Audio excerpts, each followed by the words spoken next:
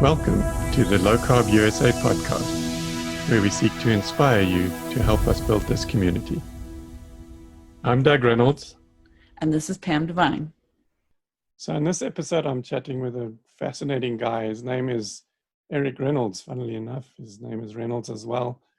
He's based in West Palm Beach. He's a retired cop, just very recently retired, and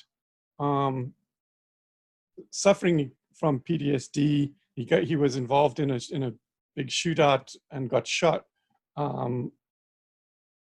during there was a bank robbery, and he was involved in the chase afterwards, and it ended up in a big shootout, and he ended up getting shot in the foot, but they ended up shooting the guy as well, and that had a profound effect on him, and he was eventually diagnosed with PTSD and putting on a lot of weight, and finally found the ketogenic lifestyle, and it's helped him get his life back. And so I got him on here to tell us that story, because it's something that needs to be told, especially the bit about the PTSD and how he feels like that's helped him with that as well.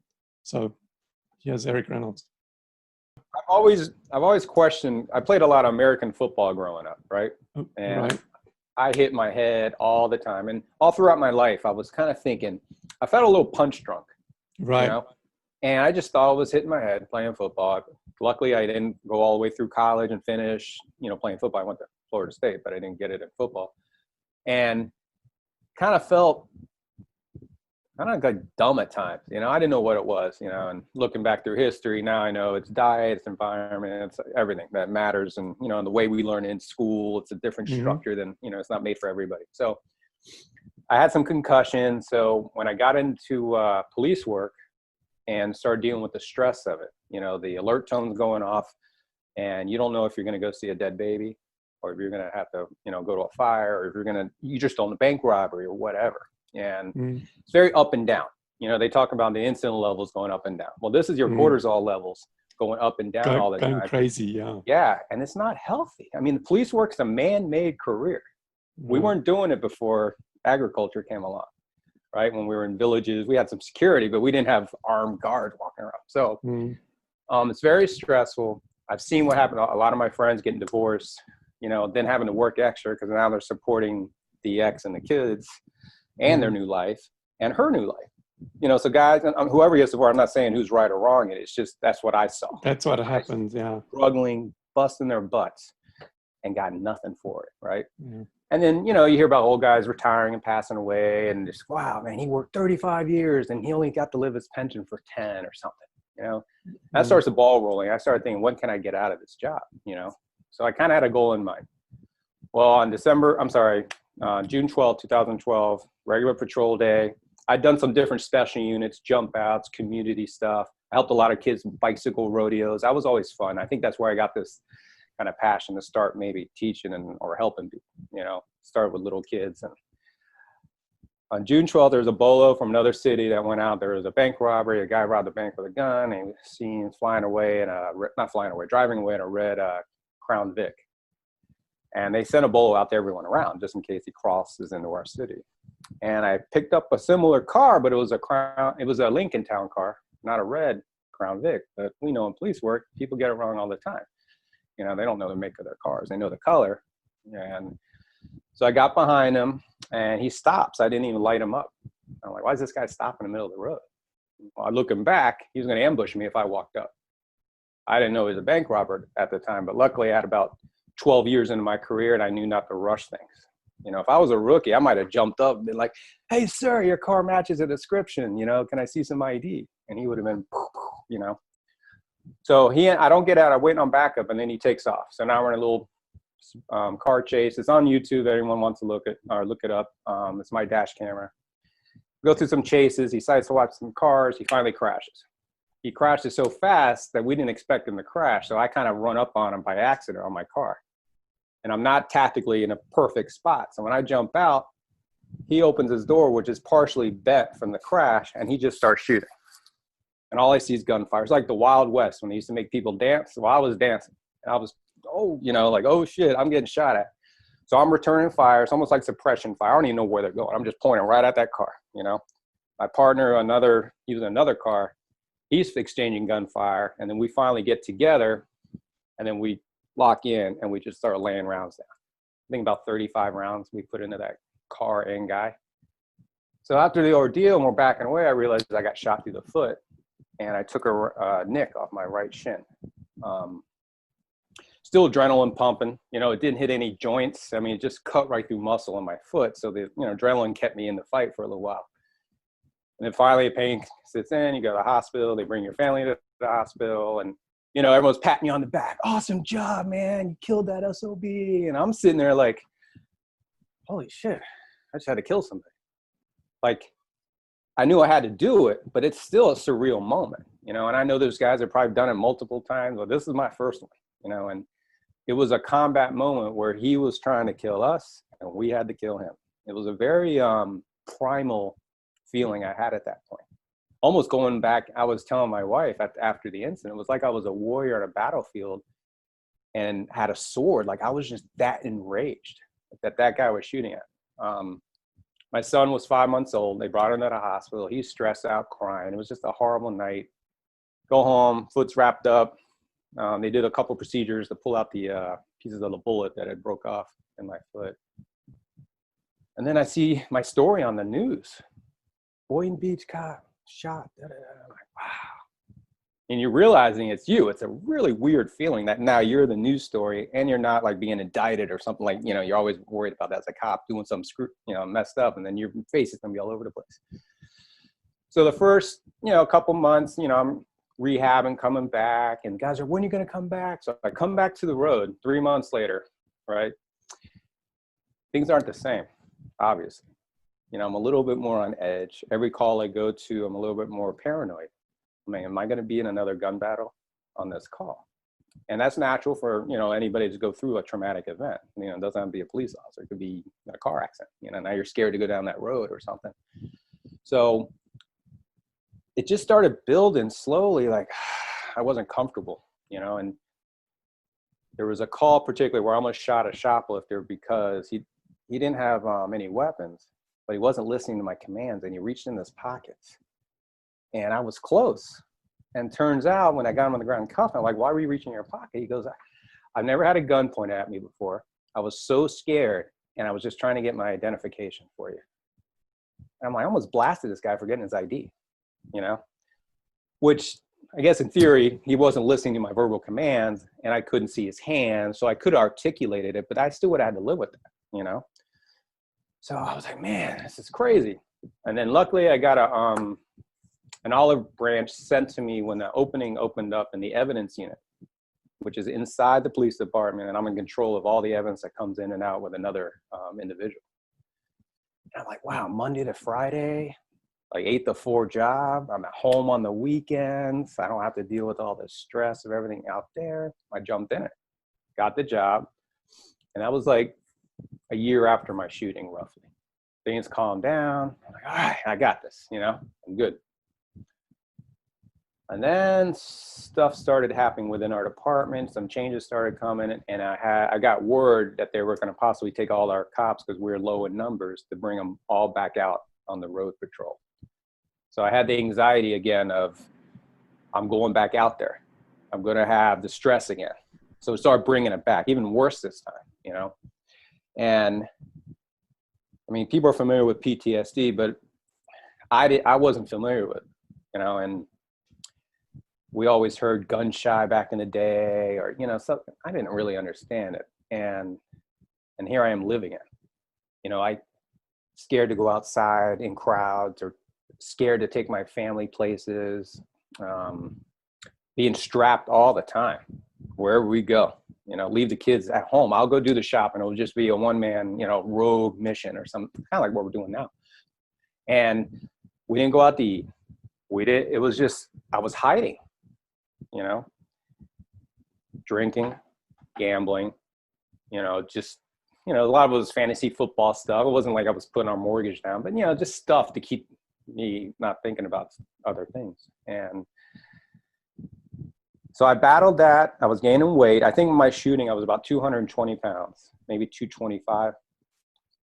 And then one of my good friends, he was jogging and he died of a heart attack. And he was younger than me, better shape than me. He had something with his heart like 10 years ago when he was on a chase, like a foot chase with somebody, where he had trouble, he grabbed his chest and they took him to the hospital and they put stents in his, arteries or whatever, because they said it was clogged. And then he went in for another, I guess they got to redo those stents every now and then or something. He was going in for that procedure. And then next thing you know, he dies of a heart attack. Oh my God, guy's 44 years old, leaves 2 kids behind, jogging, right? And then as I go to his funeral, and we went to the academy together. So he was very special. He was one of my, I even got his name or his number on my forearm. I went to his funeral and I'm wearing my, you got to wear your fancy Class A outfits or uniforms. And I'm wearing it. I can barely get the belt, the buckle. So I snap it shut. And then as I kiss my wife goodbye, go to the funeral, she feels my belly and she's like, wow, Daddy's got himself a nice belly. And I was like, what?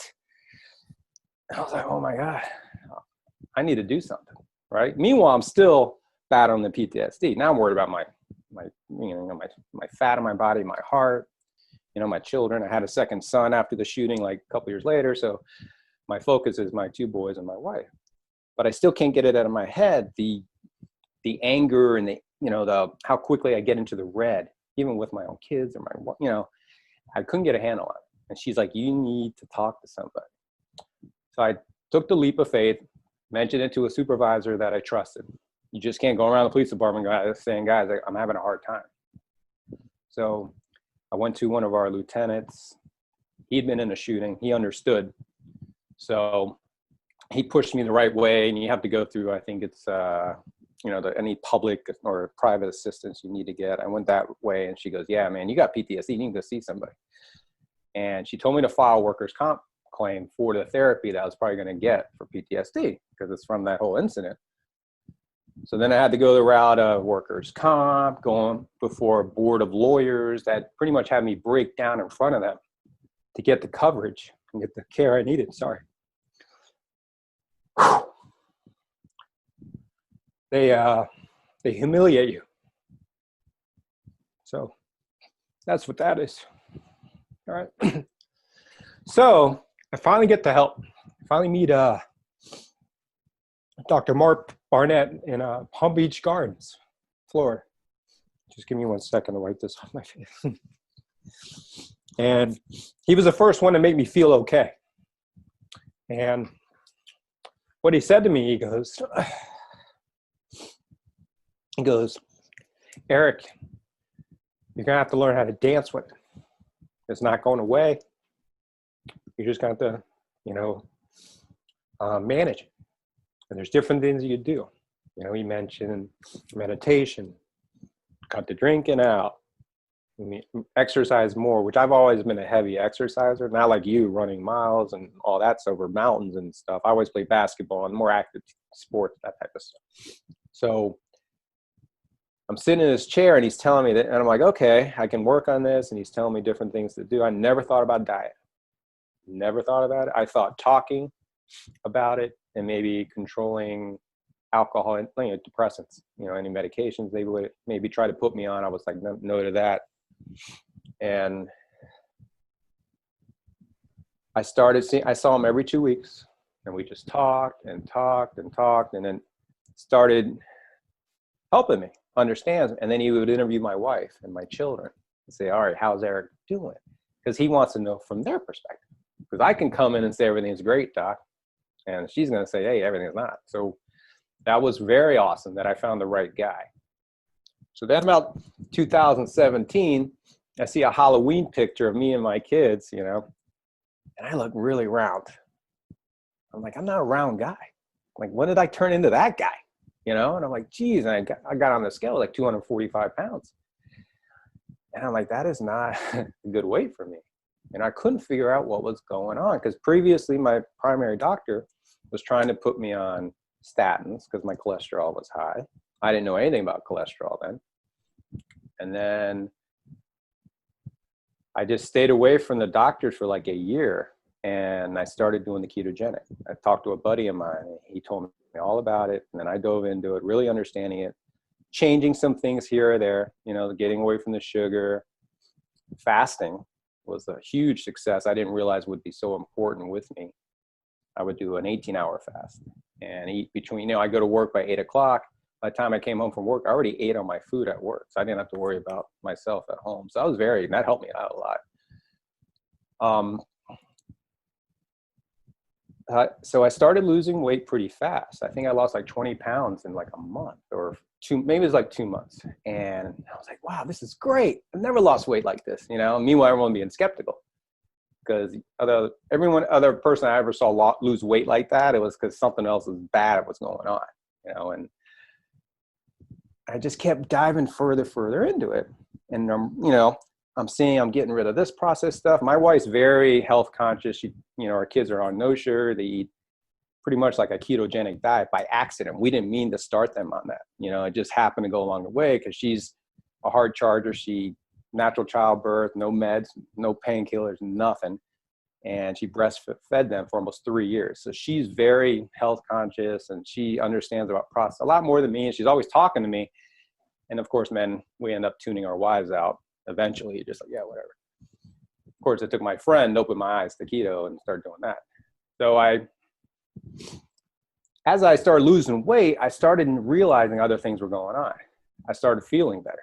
I started feeling more confident for some reason. I never knew I had lack of confidence at times, but I guess maybe I did. Maybe it was with the way I looked, in my appearance. Maybe the way I looked in my uniform now. I looked a little better. I was like, I feel good. This diet's working, more motivated. I'm in the gym more.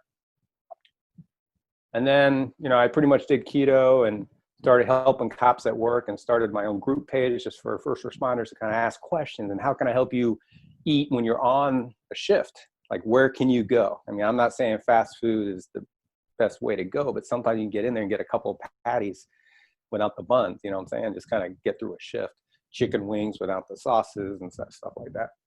So I started getting empowered. I was like, wow, I'm making these changes.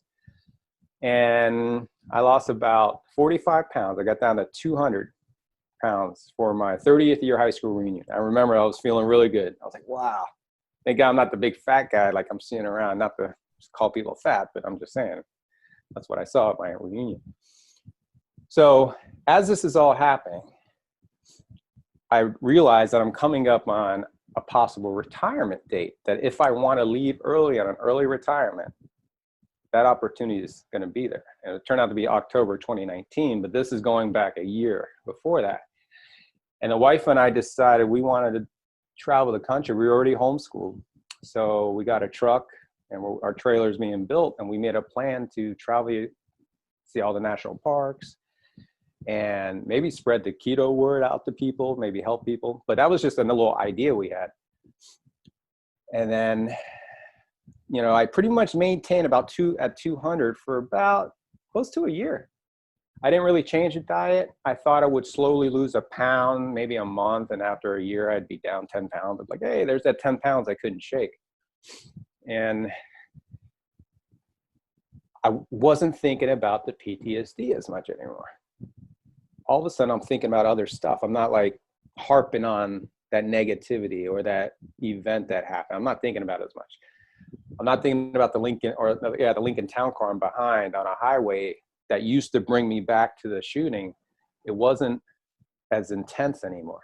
Like my heart rate wouldn't go up because I see the car that was involved with the shooting. Sometimes I pass a Chase bank because that was the bank that he robbed. It would just get me up. My adrenaline would start pumping a little bit. I start sweating, and that's the anxiety of bringing you back into that mindset, and I wasn't feeling that as bad. It's still there, but I was just all right, So I'm feeling better, looking better. I mean, crazy things were happening. Rashes on my skin that I had were fading away, right? Just overall, I was just getting healthy. And then finally, I realized I was healing. I'm like healing from all the, and of course, during the keto path, I learned about all the processed foods. I watched like Magic Pill and, I read Nina's book, Big Fat Surprise, and some other people I follow like Dr. Barry and, Dr. Saladino with the whole carnivore code, because that's where I went for the last 3 months. I've been kind of in the carnivore world. But with the PTSD, once I came up that retirement date, I said, all right, I'm leaving October 2019. April 2019 comes and I have my appointment with my doctor. So I'm like, all right, I'm 200 pounds. I know he's going to come at me and say my LDL is too high, but my HDL was like 103 and my triglycerides were like 77. And I think my LDL was like 160 something. So I was like, he's not going to even care about the other things, the triglycerides. I know he's going to look right at that LDL and be like, you got high cholesterol, I need to get you on a statin. And sure enough, that's what he said. And I go, well, I'm not getting a statin. I'm not doing any of that. I feel fantastic. Why am I going to mess with all this hard work I've been doing the last year and a half? So he sends me in for a calcium score. He went, all right, let's scan your arteries and see what number we're up against. So I'm like, all right, I'm sure it's fantastic. I start researching. I see people with 0 scores. I'm like, I'm probably going to get me a 0, no doubt, right? Not realizing I did 48 years of damage to my body. You know, I mean, I was a kid in the 80s when, hello, what were they feeding us? Pop-Tarts and freaking sugar cereal. And then at school, the same thing. I go do it, not covered by insurance, whatever, $100, I'll pay it, whatever they charge. Yeah, that's another thing. Don't even get me on the medical side. So it comes back. He calls me 3 days later and goes, Eric, I got to get you into a cardiologist right away. I'm like, what's wrong? He goes, your score came back. It was 0, 0, 410 and 1107 or something, right? And he's like, we got to get you in. This is serious. I mean, we might be talking stents. I don't know, but I got to get you. It's my good friend. He's so-and-so cardiologist, right? So now I'm like, what the, you know, was I too late saving myself? You know, I started thinking, was the damage done? So I started researching, you know, and you hear different things and different information. So I'm like, you know what? I'm going to research this cholesterol, which I did through Dr. David Diamond out of University of South Florida. And then because I knew what the cardiologist was going to come at me with, and then he's going to push those stents. And I'm like, you're not putting stents in me. You guys already killed my buddy. All right, let me try to fix myself first before you guys go digging into my freaking body. So I met with him, and nice guy, you know, very smart. That's one of the things that's very intimidating, even for a police officer. When you're going into a cardiologist doctor, there's this aura about him, you know, like he's smarter than me, he's better than me, which he's a man just like me, right? So we're having this conversation, and he's telling me, you probably should get some stents, but I won't force that. You know, statins have curbed heart attacks since 1990s, since they introduced them or something. And I go, yeah, but type 2 diabetes has gone up. I go, I don't want that either, you know? So I'm having a good argument with him. He's not being hostile. He's not, you know, he understood I knew what I was talking about. I wanted to do it my way. And he mentions the score, right? The 1100 and the 400. And I guess overall the score is 1500. Your one number is 1500. He goes, well, the MESA score system says that you got a 9% chance of having a heart episode in the next 10 years. And I'm like, I go, so I got a 91% chance of not having a heart episode? So, well, yeah, but think if you're in a room full of 100 people and 9 of them aren't there. I go, 91 are, you know, and that's how I'm living my life. I'm not worried about that low percentage that you guys are telling me about. So I walked away from medicine at that point. I started looking more naturopathic type stuff that my wife following like your site. Actually, maybe that's how I found your site. I forgot. You guys have your practitioner list. And I was like, who is low carb minded in my town or my state? And there was a few here, you know, but I didn't feel like I needed their advice right now. I was going to go on my path. And then one day when I started doing more of I was always more a meat keto eater. You know, I threw in the plants out of obligation. You know, I don't know if you were an eater like that. Yeah, I know. Yes, I kind of put myself in that same bucket, I must admit. And I was like, all right. So my go-to, I would pre-cook a lot for my work, you know, because I'm inside all day. I'm not going to run out and get bad food. So I would do like chicken broccoli casserole with all kinds of cheeses. I would do like cheeseburger casserole. I would do lasagna, but I would use zucchini instead of the noodle. You know, I had it all down, and I had food portioned out for the week, frozen. And I had a whole system. You know, I had my bacon, eggs, and avocado every morning, and whatever I did for dinner was just routine. I didn't have to think about food, and it was going great. And then once my retirement was coming, you start getting excited, like you're hitting, retirement's coming. I'm gonna be home with my family all the time. Because one of the worst things, at least down here in South Florida, every year we have hurricanes that are threatening to come. Well, they lock down towns and they put cops on like 12-hour shifts, and they're not at home with their families. So all of a sudden now it's summertime. I think this was in June or July. We had a hurricane coming. I'm retiring in 3 months. I don't give a heck about this department. I don't care about the city. I care about my family. Well, now I'm ordered. I have to stay for these 12-hour shifts or 24 if the storm comes, and we got to protect the city. I'm like, what about my family? My family's sitting my wife and 2 kids. So it starts getting the wheels turning. Like, well, where's my loyalty right here? So I can get fired if I leave my post, and I know that's a real risk. So I was kind of like, I'm right at the end. So then I start getting all stressed out again, getting mad and angry. And what happens with me, and I'm sure it's other people that have suffered from PTSD, you used to be you're always riding like pretty low, you know, something pisses you off, you get like right here, really pisses you off, and then you come down, you know, that's how it is. Well, when you're in PTSD, you're already here. So when something happens, and it could be something that's a little bit you shouldn't have that reaction to, maybe someone cut you off in traffic, you go straight up there, man. You're there. And I got scared when I was first battling it, because there was moments, even on a basketball court, where somebody would say something, and I had this rage in me, you know, like I didn't have before. I didn't have that filter anymore, or that voice to say, hey, dude, it's easy. This ain't worth it. It's like it's gone. I don't know what happened to it. So I'm working on getting it back, because I get really short at times. Happy dad all day long. One thing, boom, I'm in the red. And that wasn't me before that incident, not at all. You know, and I had stresses then. This is definitely something that happened with my central nervous system. You know, and it's my brain's way of saying, listen, we tried it your way. We almost got killed. Now we're going to do it my way. We're not going to sleep that good. At night, we're going to kind of making sure everything's quiet. You're never going to feel comfortable in public again. You're always going to be looking around. How do we get out of here? Who's the threat? You know, stuff I already thought about as a cop already, and probably any military guy, but it was on a whole nother level. It was just on a heightened, it was exhausting, mentally exhausting, you know? So when I changed my diet and I started changing my workout routine, I worked out in the morning rather than doing the noon or afternoon, because let's face it, for me, I'm more run down at that point. I'm tired. I don't have the same intensity as I do in a morning workout. So I changed my diet with the keto. I don't know. I've been talking before. You have any questions? You want me to? I've kind of jumped around. No, I think it's an incredible story. I didn't want to stop you. Yeah. You were on a roll. But I know it's a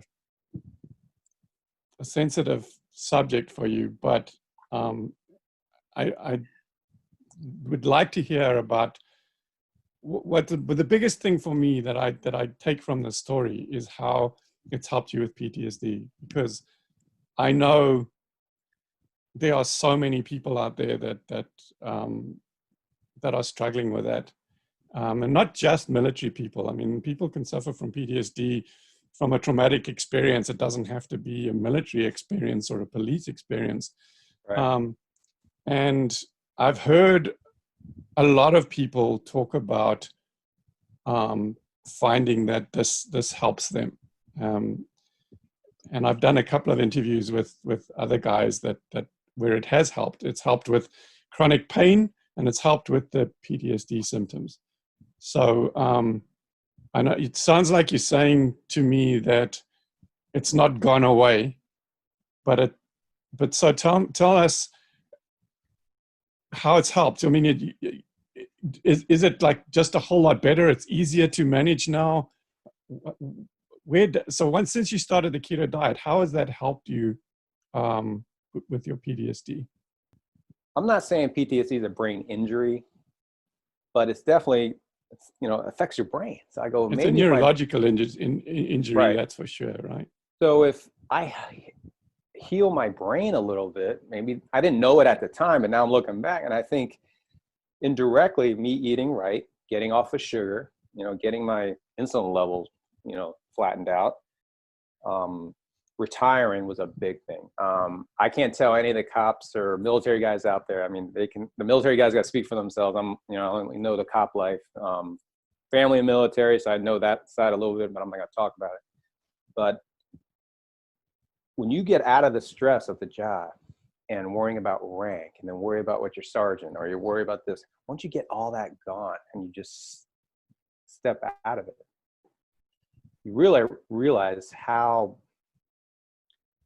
dangerous that kind of job is for your health internally, and it's the sleep, it's just everything. It's horrible, so I leave in October and I'm flying high as a kite. I can finally grow a beard now. I wasn't allowed to do that for 20 years. God forbid we grow a beard, so, and one of my buddies was talking about this carnivore diet. So I looked into carnivore and I started eating more meat. And it's like my brain even jumped up another amp. Like it's even faster now. I'm talking so fast sometimes and I'm stumbling on my words because my brain just goes firing. One of the other things I did at my job before I left, I stopped sitting down. I started working on my feet. I got one of those desks. I guess it's called a Vera desk or a Vera desk or something. It goes down and up. I kept it up all the time. I was in a position where I was getting evidence for cops and trials. So I was always on my feet. Boom, boom, boom. I was checking my little counter. I was like, man, 15,000 steps today. That's pretty good, and all that helped.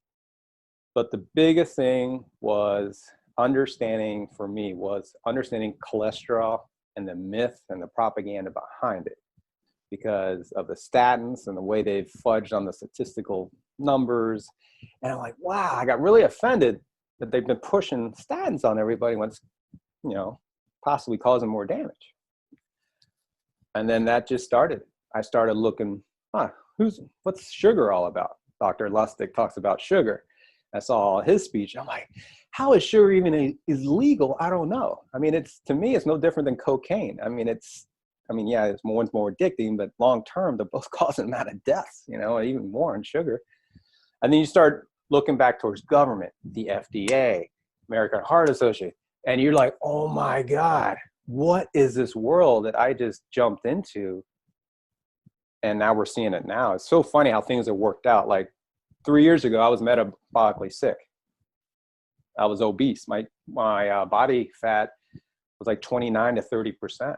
But I didn't feel obese. They said, yo, you're medically obese. And I'm like, I'm not obese.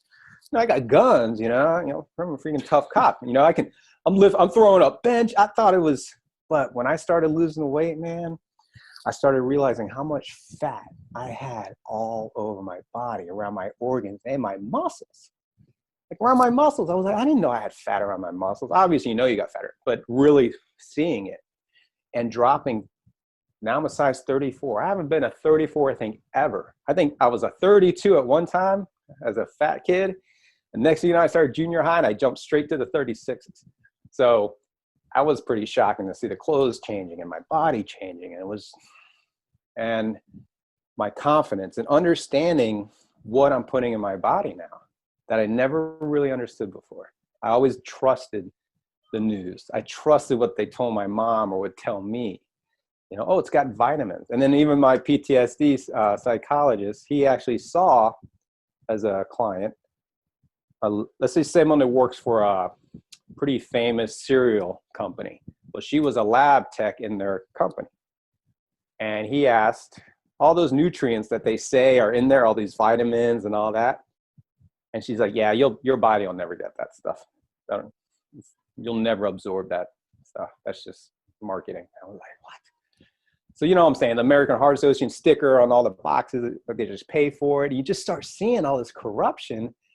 And then you look at the world as a whole and how sick we are and how this whole population control thing is pretty kind of crazy, but it seems like they're pushing an agenda about having processed foods for everybody. It just seems like this animal food base is being attacked, at least on my end. I'm starting to see.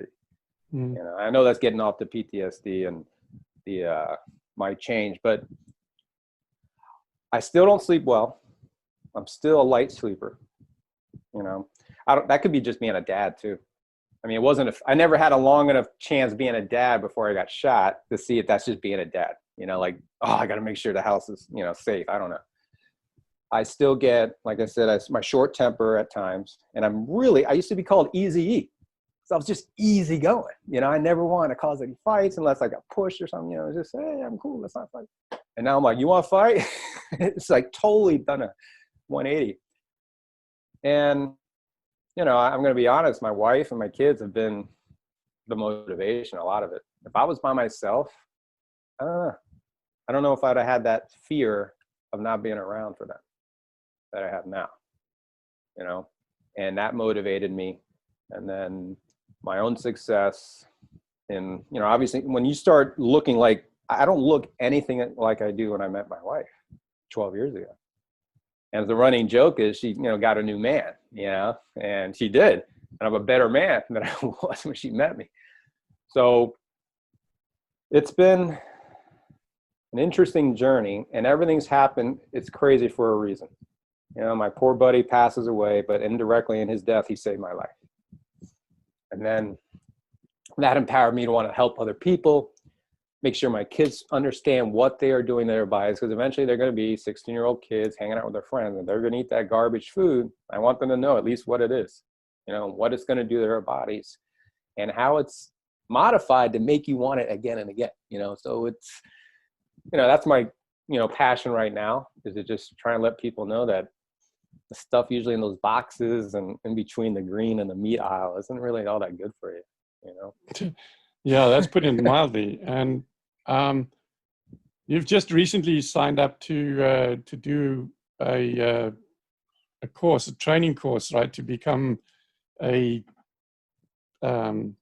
sports trainer, basically, but a keto-based sports trainer, and including Dr. Ben's 15-minute workout philosophy and everything. Tell us a bit about, you've just started the course, so you can't tell us too much about the course, but tell us about where you feel you want to take this once you've done this. What's your vision? Why did you even sign up for it? What do you think you're going to do with it? Thanks for the added stress also of making me think about signing up for this, because I was really perplexed, you know, because I did tell you we had this path of going around, you know, different trailer parks, and I got a really cool story for another time where I found, you know, a half brother that's older than me that's a cop in Orlando, 2 hours away, and we found it through 23andMe. But he's been doing the camping life for the last 10 years. So not only do I lose weight, I get metabolically healthy, I retire from that stressful job, I just get in a better state of mind with everything in life. I find a brother I never knew I had who's into camping and RVing and all that. I retire. I start seeing more and more success. All these different doors are opening. I'm meeting, you know, people like you know, I'm meeting Jeff, who's, you know, pretty much my mentor for this program. And I never thought I'd ever go this route. It scared me to death because I don't know any of the, I don't know this world, because I was in a police world for the last 20 years. You know, I learned terrorists, I learned drugs, you know, I wasn't learning any about biomechanics with the body or any physiology. You know, we just show up, hey, the guy's dead, he's dead. That's the only physiology I ever got. So, so I was intimidated because this is something I'm not used to, the verbiage, except for what I've read on my own and through life. So I was very intimidated, and, you know, talked to my mother, who's a retired police officer from Miami-Dade, you know, so she's a hard charger cop, and my wife, and they were like, you know what, get out of your comfort zone, do it. This has kind of been your path already. Get this certification, get, you know, and then meet all these other people that are like-minded. I'm like, this is a huge opportunity. So I was like, all right, let's do it. So I thought about it over the weekend, signed up, you know, I met some of the students on the first day real quick. And then, I don't know, it's really different way of studying for me, because the police academy, when college in 94, we didn't have computers yet or cell phones, right? When I became a cop in 2000, I got sworn in we had computers, but I never knew classroom type, like internet learning on that, like you could be there and I could be here and we're learning stuff. I never knew that world, that type of education. Everything I always have gone is classroom. You go to class, you listen to somebody, and that was a little different. So and then I'm like, I can just stand up and walk away, or are they watching me? Like I was feeling like a new student, like I didn't know the rules, but so far I'm watching everything. It's very informative. I knew a lot more than I thought so far. We'll see about the test or not, but at least right now I'm like, all right, this isn't too bad. I'm taking my notes like I did in school, and now I'm really excited and empowered about it, and trying to not finish it, but I do like the fact that if we go somewhere and I'm talking to people and they're like, oh yeah, so how do you know this? Like, what did you do? You a doctor? And that's what they're always going to say. And I'm like, no, I'm not a doctor, but see this? This is an example of what changing your diet can do. And then you want to come meet a whole bunch of my friends, I'll introduce you to these people, or you can join their website, like your website, and this group of people. And that's what I want to do. Even whether I use this for coaching, maybe not, it's going to make me more informative, at least, about the body, about exercise. And I think I'll probably go into the coaching route anyways, even whether I'm trying to or not. But yeah, because when we were talking before we got started here, you were telling me about, the thing you're most excited about was that you were able to help this buddy of yours to lose a bunch of weight and effectively save his life. And I feel like so many people that find this lifestyle are all, after a while, they realize, how could I have not known about this? I need to tell other people about this.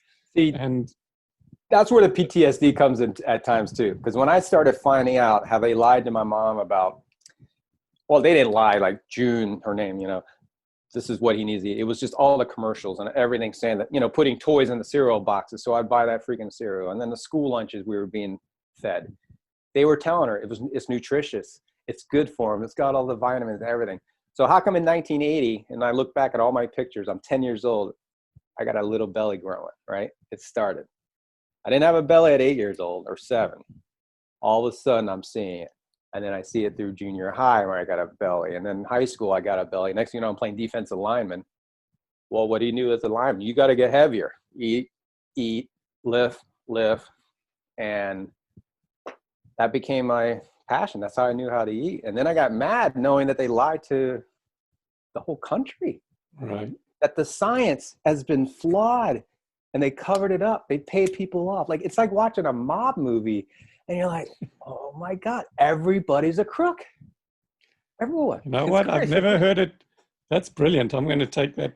I'm going to use that because I've never heard it described like that before. But it is. You start looking true, at pharma and then government, and you're like, my wife's like, she's now on board. She's, same thing. And she's like, everything's a lie. Ever since I was a kid, they've lied to me. So but it's been an eye-opening experience. It's been, I don't know where this journey is going to take it, but I'm glad I let go of that other life because it saved my life. Well, I'm excited. I think we're definitely going to end up getting you on here again, maybe in a year or maybe a bit longer than that even, and pick up and see where this has taken you, because I think you've been on a fascinating journey, and I think it's in a year I'm coming. Yeah, well, I'm going to see you in Boca. Hopefully, if the COVID situation allows for that, right, in January. I'm really looking forward to spending some time with you there, and maybe even there. I always take all my equipment with me. Maybe we'll even do a talk there, because so much you've seen it. So much can happen in 6 months, right, or 8 months, that you'll probably already have a story to tell, another story to tell, by the time we see you in January. Well, I know we're finishing up on time. One of the good things was by helping certain the cops that I did start a group page of cops that or first responders or friends. It's kind of open, but it's a small little community. It was pretty cool to network, and you just kind of throw menus out, or ideas or this story and this. I posted your stuff about, of course, finding a physician if you want to look, and I feel great. I'm not trying to make any money off it. I'm like, listen, stop eating that garbage. That's all I want you to do. So yeah, that's it. Everybody is like, feels like empowered or feels like they have to go out and tell people to stop eating this shit. Like, seriously, guys, I've been lying to you for all this time. You have to stop eating this stuff. I make the joke that I'm walking around the world when it was flat and I'm holding a globe. And I'm like, no, look, like Galileo. This is what the world's really like, and getting locked up for the rest of your life. But yeah, it's pretty exciting. I'm looking forward to meeting all you health, nutrition, like activist people that really change this whole movement. It's a lot of guys like you and other people I've mentioned. And it was getting so funny at the department before I go. They were like, hey, Keto. Hey. And then I became Keto 5-0. Right. 5-0, and that's the name of your group, right? Right. It's Keto 5-0. It's, Keto you just 5-0. asked to join. And, it's interesting when I think nobody's watching. Once in a while I post something. Mm-hmm. And then later on you're like, oh yeah, I saw that, man. That was awesome. I'm like, oh, I didn't know you liked it. You didn't even, but I know I have that too. Yeah. We get that too. We put stuff out all the time. We think, oh man, no, like it was no engagement. And then, I don't know, something else happens further down the line and a bunch of people talk about, and I saw that video back then. And you say, well, shit, why didn't you say something? I know people are watching and I have it too. They get caught up, and yeah. But yeah, any questions people have of me, they can reach me there or through you. And Keto 5-0, right? So it's Keto 5-0 on Facebook. Yeah, you can go keto50.com. We own the link. Okay. It goes right. Oh, you've got the website as well. Okay, cool. Yeah, and we don't know what on a personal. I don't know what we're going to actually do with this. I know we're doing the trailer life. I'd like to see if I could we'd be like a mobile training teaching unit going around the country, possibly hitting different police departments, trying to help them with, I don't want them to die of heart attacks. We die 12 years faster than most people when they retire, especially the men, when we get out of police work. So a guy dies at 80, who was a BM, worked for IBM, and a cop dies at 68, and this guy lived to be 80. You know what I'm saying?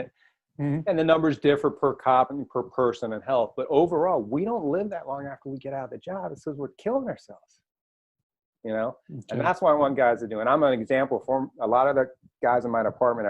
They're like, should I go? Should I not? I get lots of money. And I'm like, I use that money I could have made by staying to buy my life back and to be at home and be with my kids and to live the rest of my life the way I want to live it.